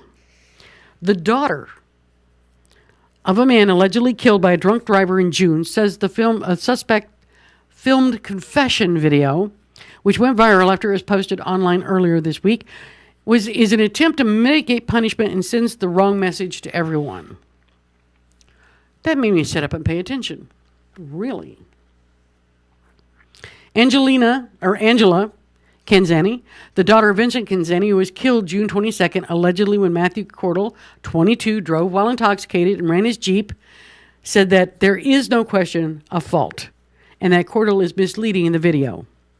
There was a traffic cam. There was a third car involved, she said. So people are kind of looking at this like he's coming out of nowhere. It's like he's making it look like he's confessing to a crime, like he's a hero or something. In other words, he's kind of making it look like they may never have solved this if I didn't come forward and say it was me. Apparently, that is not even remotely an issue. Now, in Cordell's 3.5-minute video, which was set to a somber music and posted Tuesday, it begins with a pixelated image of his face as he states with a disguised voice, "I killed a man." Now, he goes on saying that this video will be my confession. But Angela Canzani of Columbus, Ohio, says that for almost 3 months, Cordell would not cooperate with police or with the insurance company. She said she wasn't aware of Cordell's video, which he filmed early last month with the Social Awareness Organization because I said I would, until she saw it on the news. Canzani said that Cordell should have provided the video to detectives and herself first before posting it on the internet. There's a way to go about it, she said, and that wasn't it. If he wanted to raise awareness, I would have commended him for that down the road, but the video is totally misleading. The motives, I believe, are so that he'll get a lighter sentence. Franklin County Prosecutor Ron Bryant said Thursday that he told Associated Press that Cordell was a suspect in the deadly crash, but had not yet been charged. O'Brien said he saw the video on Wednesday and downloaded a copy as evidence. He said he'll ask the jury to indict him on aggravated vehicular homicide with the alcohol specification. Now, like I said, this has a maximum of 8 years in prison because of the alcohol specification. That got me thinking, I'll bet she's right. When I first saw this, and I saw the video, and he seems so sincere and heartwarming and just contrite to no end. And you're left, after watching it, you're left with the first impression of he really, truly feels bad for what he did. He truly regrets what he did. And he is really trying to stop other people from making the same mistake that he made. But when I find out all the other facts, no, I'm not buying it. If for 3 months he would not even cooperate with the police or the insurance companies, that's not telling me that he's feeling contrite and looking for ways to make atonement. That tells me he's looking for ways to cover his butt. And I'll bet you dollars to donuts. His defense attorney said, one of the things they make you do a lot of times when you're involved in drunk driving incidents is like go around and tell your story and try to keep other people from doing what you've done. That's sort of a condition that they have. He just decided to get on the bandwagon and do it first before he had to do it. And do it in such a way that it makes it sound like, I'm going to step forward. I'm going to be a man. I'm going to take responsibility. I did this, and I'm really sorry. And now the police, they could arrest me and they could put me away for a long time because they have no way of knowing it was me if I didn't do this. But you're on webcam, dashboard cam. And there were witnesses. And people saw you do it. So there's no question of who did it. The only reason they haven't charged me is because they're still building the case. They got to get all the evidence back. They have to get, like they had to get the blood evidence of alcohol or narcotics and all. Everything's got to come together. They have to have the indictment and all this. People always say, well, I don't know why they haven't arrested him yet. Because they want the conviction to stick. Everybody appeals. So you want when they do appeal, you want them to be able to come back and say, appeal what? You've got no grounds for an appeal. You do have to have permission to appeal. It's your right to ask. That doesn't mean you get it. It's like, people don't understand this. It's your right to appeal all the way to the Supreme Court. The Supreme Court, however, does not have to even hear your case. They don't hear tons of cases every year. They pick certain cases to hear. I'm not sure what their criteria is, unless it's like, I don't know, high profile, somehow lucrative. I don't know. I don't know what the criteria is. But I do know they just don't hear a lot of cases. So, I don't know. It sounds to me like hands down, one of the most royal cases of CYA I've ever seen in my life. As in, cover your ass. You know? Pull the trigger before it's pulled for you. I'm not so impressed now. I'm not. Now, I got to tell you, I hate racism. I do. I really do. I don't care who's doing it. Not even a black pastor. Go figure. According to the UPI, an African-American North Carolina pastor is facing backlash after she requested only white people work as greeters at the church she leads. In other words, the people that are standing at the door and greeting people as you're coming in, she only wanted them to be white people. Yeah. In an email, Pastor Makita Pennycook of Freedom House in Charlotte said the first impressions matter, and the church wants the best of the best on the front doors. We anticipate having an increase in the number of people visiting and attending Freedom House over the next few weeks, she wrote. We are continuing to work to bring our racial demographic pendulum back to midline, so we would like to ask that only white people be on the front doors. She did. She actually put that in an email. She did. Bold. It is bold. A bold move. Very, very bold. Yeah. Now, Carmen Thomas, a member of Freedom House for 2 years, was appalled. Really? Can you imagine? Appalled. I was floored, she recalled, like it was a jaw dropper. You can put a white face on the front door, but when you come through those doors, you're going to see African Americans, you're going to see Asians, you're going to see people of color. The church said the pastor apologized and released a full statement that said Pennycook was writing because the greeting team was no longer reflecting the racial diversity of our entire congregation. She made an error in judgment in requesting all white greeters at the front door, going overboard and placing emphasis on any one race over another in trying to highlight diversity within the greeting team. Bull! You don't highlight diversity by having the same of anything. If everyone on the doors is white, that's not diversity. If everyone on the door is Asian, African American, Native American, that's not diversity. They're all the same. Now, if you've got a white person and a black person and a Native American and an Asian person, that's diversity. And that puts it out there in your face. Yeah. She admits it was a grave lapse in judgment and is sincerely sorry for her actions. I'll bet she is. Race is a tricky subject anymore. It really is. It really is. Racism is an awful thing. It's stupid. It's just stupid. That's why it's an awful thing, is because it's so stupid. And the people who practice racism are stupid people. Okay, this is a given anymore, thank God. It's a given. Doesn't mean there are not stupid people out there. Doesn't mean there's not stupid people out there being racist. Of course there are. I'm not stupid. I'm not a racist. See how that works? Proof right there. The bottom line of it is, if you want to reflect racial diversity in any group, in any setting, under any circumstances, the way to do it is not by highlighting and putting a big circle around just one race. You put the spotlight on just one race, whatever that race is, that's not diversity. I couldn't believe she did. That just cracked me up. I'm sorry. It did. I read that. And it cracked me up. But you got to wonder. People are believing this stuff. You know? It blows me away. Now we're coming at the top of the hour here. So we're going to have K-Dog in St. Paul, the voice of reason, coming on for the Outlaw Radio Network. Awesome bunch of guys there when they're not being totally outrageous. I love them. I can tease them. But you're going to want to stay tuned for that. That's something else, I'll tell you. Now, as a sort of a public service announcement, I want to let you know that it has come out that you need to stop washing your chicken. And this sounds silly. I understand this sounds silly. I'm dead serious here. Not only is rinsing your poultry before you cook it ineffective at killing germs, it can actually spread them. This is according to Drexel University researchers.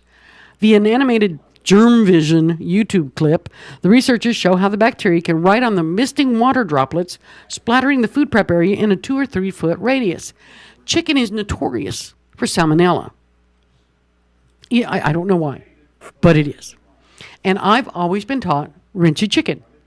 Rinse it out, pat it dry, then you bread it, cook it, whatever you're going to do with it, but you rinse it off first, always. Apparently, this is not a good thing to do.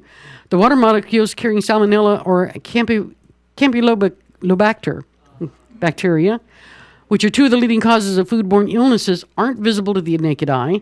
Even a trickle of water can give the pathogens a means of locomotion through the process known as aerolization.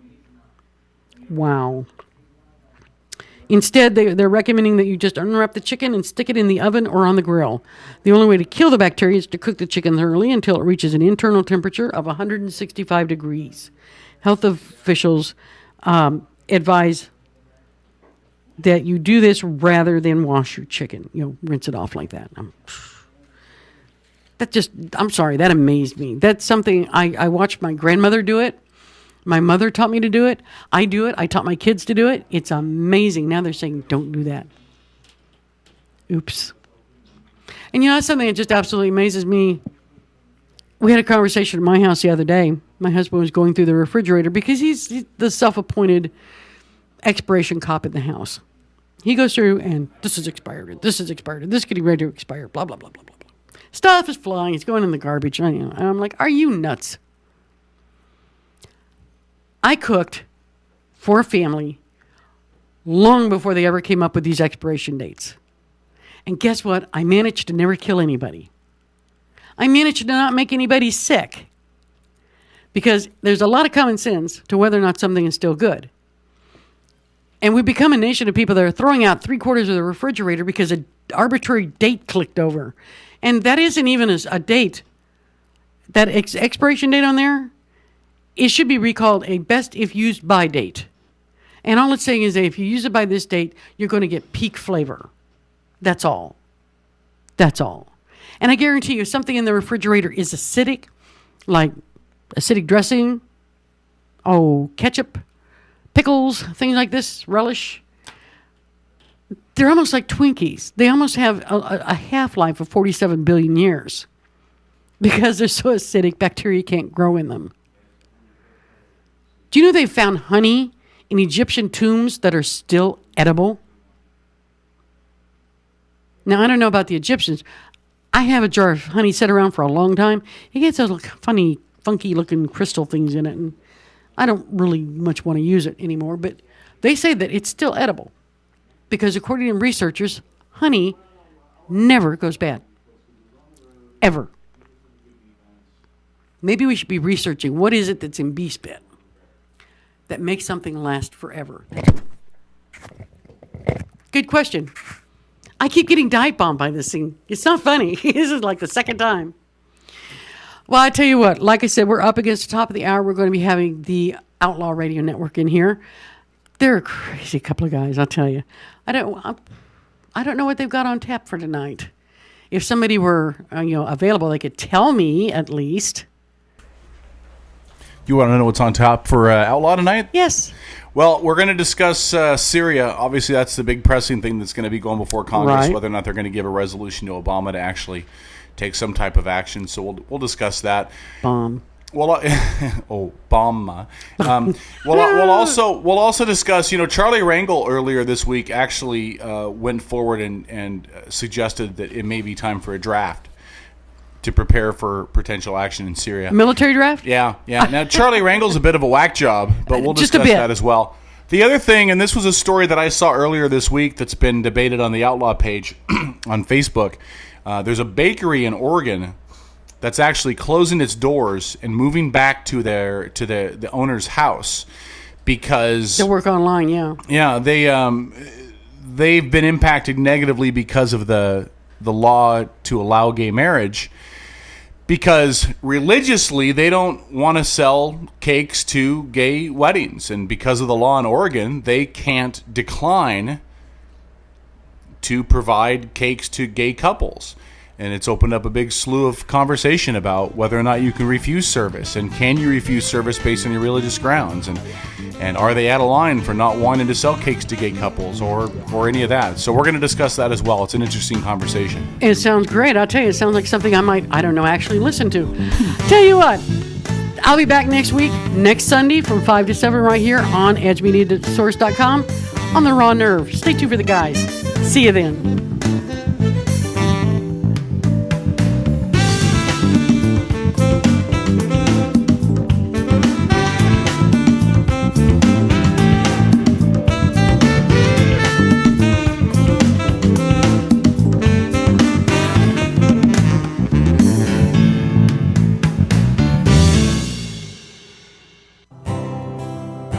The Yacht Club Broiler is Silverdale's premier dining establishment and has been for over 20 years. Come experience the Yacht Club Broiler's famous happy hour with a casual and friendly atmosphere. Free Wi-Fi service is now available. The Yacht Club Broiler is open 7 days a week for lunch and dinner at 9226 Bayshore Drive in Silverdale. The Yacht Club Broiler, Silverdale's premier dining establishment.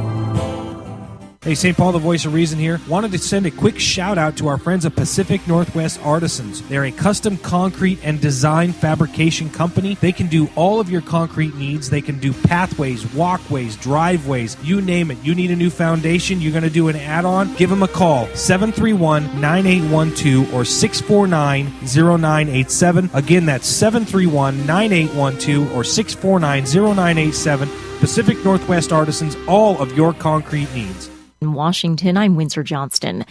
NAACP President Ben Jealous is stepping down from his position. He announced today that he'll resign at the end of the year.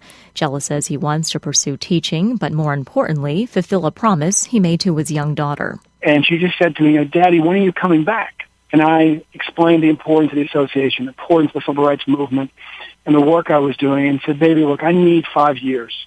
But before your 8th birthday, I promise you, you will have your daddy back in the way that you want me back. The Baltimore-based NAACP is the nation's largest civil rights organization.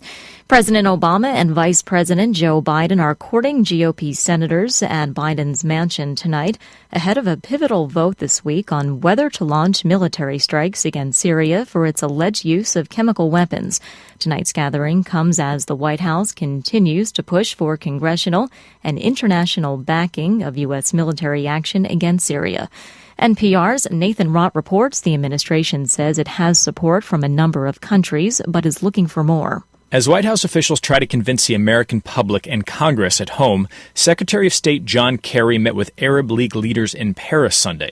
Kerry stopped short of saying that the Arab League, which comprises more than 20 countries, would endorse military intervention in Syria, but he did say that they all thought a line had been crossed. All of us agreed, not one dissenter, that Assad's deplorable use of chemical weapons crosses an international, global red line. Kerry said that the number of countries ready to take military action are now in the double digits, but he would not specify who those countries were or what type of action that might entail.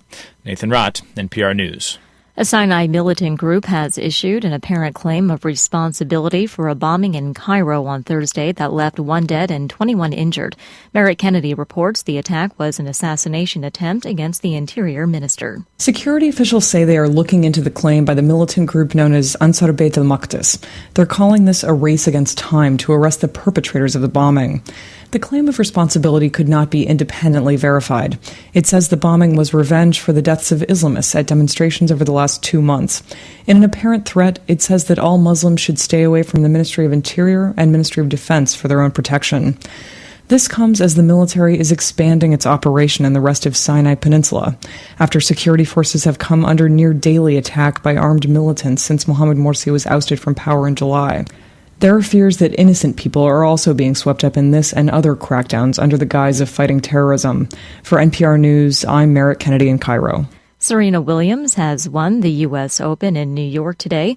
It's her 5th U.S. Open singles title. This is NPR News. Just days after London police arrested 2 men during an attempted burglary at Buckingham Palace, Larry Miller reports Prince Andrew was challenged on the palace grounds by officers who failed to recognize him. Identify yourself, demanded the armed officers to the Queen's second son as he returned to the palace after a charity event. He has an apartment there. Scotland Yard denies newspaper reports Prince Andrew was ordered to put up his hands and get on the ground, but it has issued an apology for any inconvenience and is grateful for his understanding. For his part, Andrew says he accepts the apology, pointing out that sometimes police get it wrong. Security was tightened after the break-in Monday night. 1 man was arrested inside the palace, the other waiting outside the fence. It's reported the intention was to steal royal jewels on public display to mark the Queen's 60 years on the throne. For NPR News, I'm Larry Miller in London. Wrestling will be reinstated for the 2020 Olympics. The International Olympic Committee made the decision today after it named Tokyo the host city on Saturday. NPR's Mike Pesca reports wrestling was vying against 2 other sports for the bid. Wrestling won a vote against 2 rival sports, squash and a baseball-softball combined bid, and as such, wrestling is now back in the Olympics. Wrestling actually never left, but it was told earlier this year that it would not be included in a group of core sports. So it organized on the local level, it organized internationally and made its presentation before the IOC, and it won. Wrestling received 49 votes, while a combined baseball-softball bid got 24 and squash 22. This is NPR. Support for NPR comes from... As Kitsap County's largest maintenance provider, Team Innovative in Paulsbo provides commercial and residential maintenance to hundreds of millions of dollars of local real estate. With services including parking lot maintenance and street cleaning to landscape and design, Team Innovative is committed